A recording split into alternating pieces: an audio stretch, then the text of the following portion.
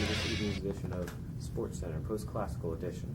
Tonight, my colleague James and I will be discussing the recent upset of the Baghdad Baboons by the Karakoram Kangaroos. So James, let's talk a little about the history of this prestigious sports franchise. Well, Brian, the club was founded around the 760s by, Al Mansour. He defeated the Umayyads for the Eurasia Cup, took over and became the predominating club in the area, and then built the city around the late 760s. This year, Baghdad Baboons team is looking very strong. Let's talk about the lineup, Brian. Well, it should be strong, given that they're drawing from one of the largest cities in the area. It's actually the largest since it was founded in 768. Its only rival is Cordoba. It has around 2 million people to draw from. If you see that there's many religions along this lineup, what other ones besides the Shiite Muslims do you see? Well, Brian, there are those members who practice Zoroastrianism. I think Zoroastrianism is what. My bad. Sorry, don't say that much. Those are Jews, Christians, and few even Hindus. Oh yes. If you look at the ethnicities on the team, not only do we have Arabs, but we also have Persians, Greeks, Indians, and even some various Turkish peoples. Truly is remarkable. Now, the really interesting thing about this upset, though, was the significant home field advantage that the Baboons actually had, given, what was their stadium called again? The Green Palace, Brian. I mean, I don't think anyone would have picked the Mongols to win, but they did.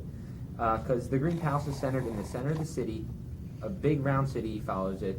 It's split in half by the Tigris River, and the whole landscape of the city is very low, flat-lying lands. Yes, it's very unique, actually. They're parting away from the historic powerhouses of Greece and Rome to this new design where it's circular rather than rectangular.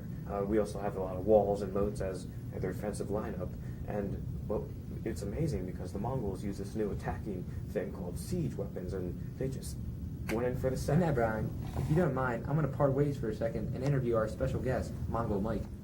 And now I'd like to introduce to our audience our special guest, Mongol Mike.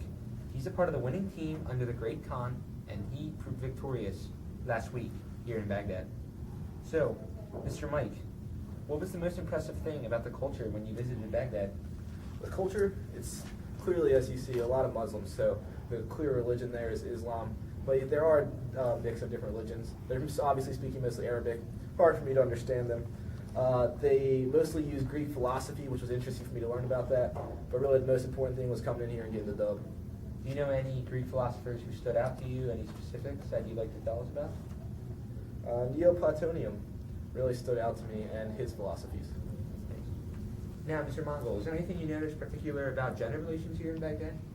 Well, I actually didn't see many women, but I wish I would have. Well, that's probably because of Sharia law creep, but obviously Islam has a major influence on this part of the city, and that's probably why you see that many women running around. Yeah, there's a strong patriarchal system, as you see. Sometimes it's a little weaker, but very strong. And again, Mr. Mongol, did anything stand out to you about the industry? Were you impressed with our trade or anything that went on in the city? Actually, right when I came in, when we went through the Kufa gate and the Ambar gate some of us went through, we realized a lot of marketplaces there. And in the marketplace, you see things like Persian rugs. Love them Persian rugs. Take a nice nap on those. You see other things like spices. You know what I mean? You like them spices. As we are big producers to the Silk Road, it does help our economy a lot. Yeah, and your river right there, it seems like people from all over just come to trade in Baghdad. That concludes our interview. Thank you, Mr. Mongol, for stopping by and telling us how your thoughts about the city and how it feels to become victorious. No problem. All about getting that dub.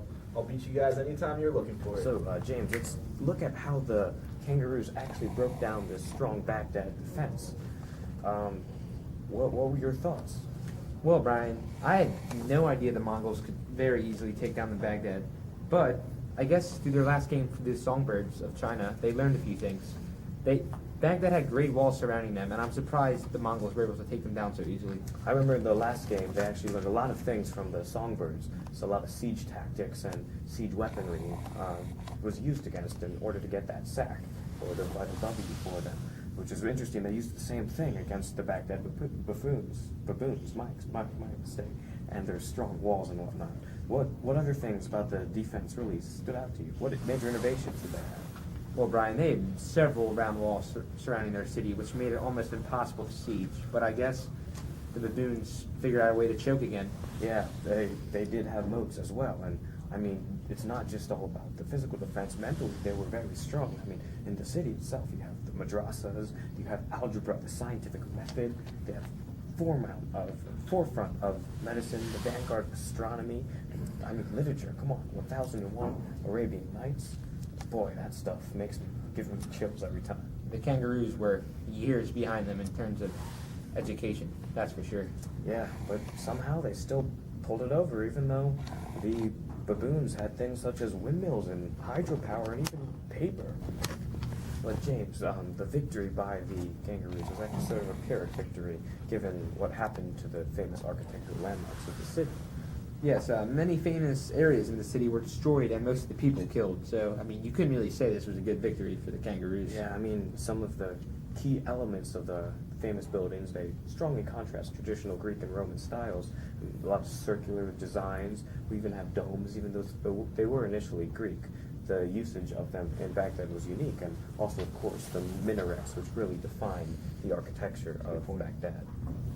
Now, James, if you don't mind, I'm going to bring in my special guest, the famed defense and offense analyst of the sport, Ibn Battuta himself. Battuta, thank you for joining us. Oh, you're very welcome. I heard you've been in the city to watch the game, of course, but I just wanted to know what you thought of the beautiful city itself. Oh, of course. When I arrived in Baghdad to watch the game, I was very impressed by the water systems, especially the bathhouses, the architecture in bathhouses, and the cleanliness of the bathhouses. I was very impressed.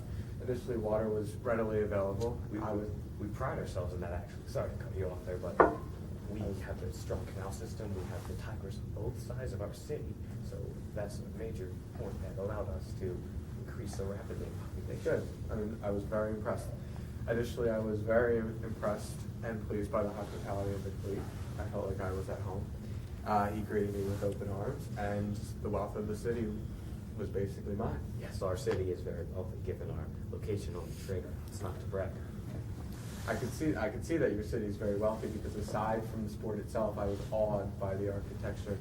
It reminded me a lot of the Islamic architecture similar that you could find in Al-Andalus or Cordoba. Oh, how interesting. Well, we always appreciate the input of such a critic as yourself, Mr. Battuta. Thank you for joining us today. Well, Brian, the theme all year for this team was weak leadership. I mean, in the past, we had names like Al-Mansur, Haru al-Rashid, Nizam al-Mulk, but this year, the leadership just isn't there. I mean, it's surprising the Baboons were able to stay above 500 with the given leadership this year. Yeah, as always, their leadership has always been with their Caliph, of course, since their founding back in 768 with the esteemed Al-Mansur. But some of the names you mentioned, like Al-Rashid, he really instilled a new team mentality with his innovations in education. He installed a lot of madrasas and really pushed the mental and education side of the team, which was remarkable. But as you said, this year, no other way to put it, but they sucked. It's a shame. I mean, if they had a better leader, they could easily win the World Cup several times, but not today. Well, that concludes us here today in this evening's telecast of Sports Center Post-Classical Edition. And hopefully the Baghdad Baboons can rise up again after this week's disappointing loss to the Kangaroos. Congratulations to the Kangaroos on what they did. It was very incredible, but better luck next time. That's all for tonight, folks.